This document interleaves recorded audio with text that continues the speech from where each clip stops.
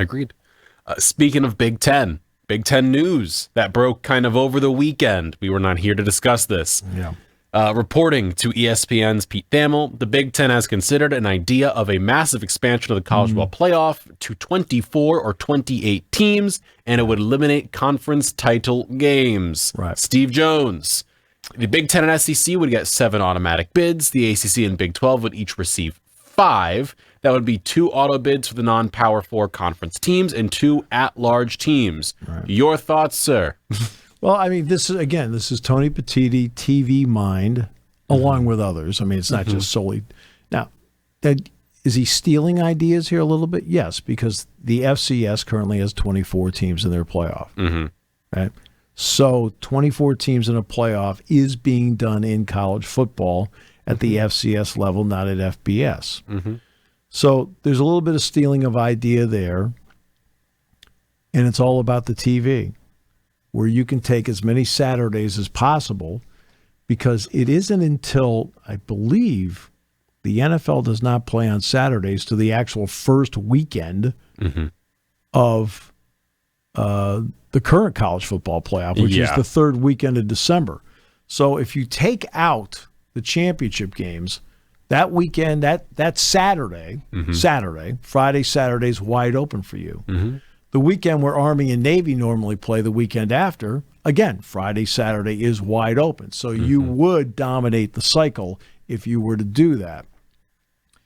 That's a lot of games. Yes. That is a lot of games.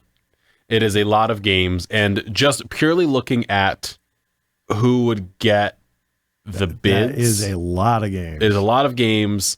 It also is. I'm just explaining how it would go, what the logic is behind it, not whether I'm for it or not. Well, I want to go through the details here. So if this was a 28-team model for last season's Big Ten, you'd have Oregon, Indiana, Penn State, Ohio State, Illinois, Iowa, and Michigan all qualify. Right. A lot of teams, a lot of games. Right. In the SEC, you would have Georgia, Texas, Tennessee, Alabama, LSU, South Carolina, and Texas A&M would all qualify.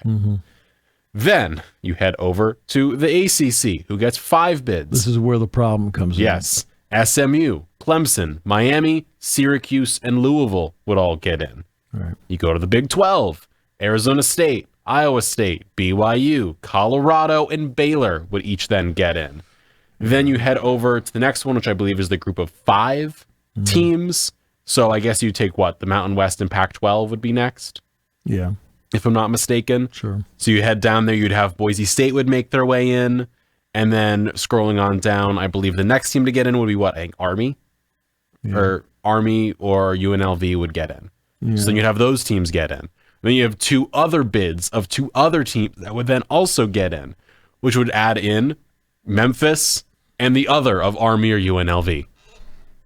Like, we are at so many teams. Okay, look, Do you want to see? Would you like to see Memphis versus Michigan? I'm a major advocate of capping it at 16. Yes. Right, and just going from there.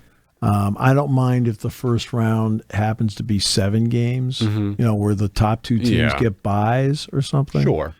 The campus thing is great. That works out well. But there are limits. But there are limits to this. And part of the limits happens to be if you go to 24 games, you're now at the possibility. And I know you eliminate the conference championship game. But, I mean, are you stretching this thing out to 18 games? I mean, that's, not saying you're one of those teams in that situation. But if you put 28 teams in here all of a sudden, like, how long does that end up going for? It takes too long to do. It takes a full month and a half. But that's crazy. I remember George Landis, who was Jack's teammate back in the 68, 69 seasons, and was a head coach at Bucknell and other places, was coaching high school football. And he was at CD East West. I can't remember which one it was. And so he came over the tailgate, and George was talking to Jack and I. And Jack said, so how many games do you have to go in the playoff? And this is in this particular year. He says, well, God, he says, for us to win the title, he says, we've got to win 6 playoff games between districts and states. I said, so George, you play 10 regular season games, but you have to win 6 postseason games to win the championship? Well, that's the same thing with this. I mean, you're adding on another half season to win. You have to play now to do what they're talking about with this. That's a season and a half of football. And the wear and tear. Oh, my gosh. Is just, I mean, okay, it's one thing to add on playoff games in basketball, and it's difficult, okay, to do. But basketball is a little different. There's wear and tear, but not with the constant hitting and pounding that happens in football. When you're adding on an additional half season. I mean, Jason Kelsey has described it as a train wreck every single play. You were getting hit by a freight train every single play. That's right. For 60 some odd plays throughout a game, and that happens every week. That's like why your body gets just torched. Right. That's why we mention all the time when you get to November, you may, hey, they're quote healthy, but that's a relative term. Everybody in November is banged up, including and that includes the scout team developmental squad. The D squad's banged up. They're not playing in the games, but they're getting banged up on Tuesday and Wednesday. Yeah. Everybody is sore and banged up in November. Now, when you're playing what is alleged to be the better teams week in and week out, you're sore and banged up.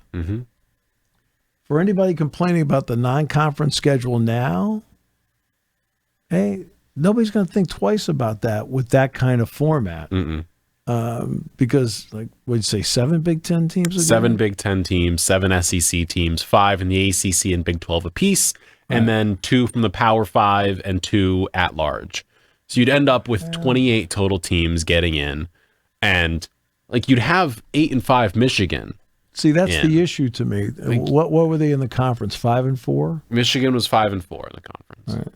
You'd have an 8 and 5 football team, and they'd be in the Louisville was the same, 5 and 4, and they were unranked. They would also be in here. Like you'd have so many of these teams that would be in this position. Yeah. They'd love the fact that Colorado last year would have gotten in because that would have given them eyeballs. Oh, there's no question. Yeah. But then you'd also get the Memphises of the world who, listen, Memphis, no offense, great school.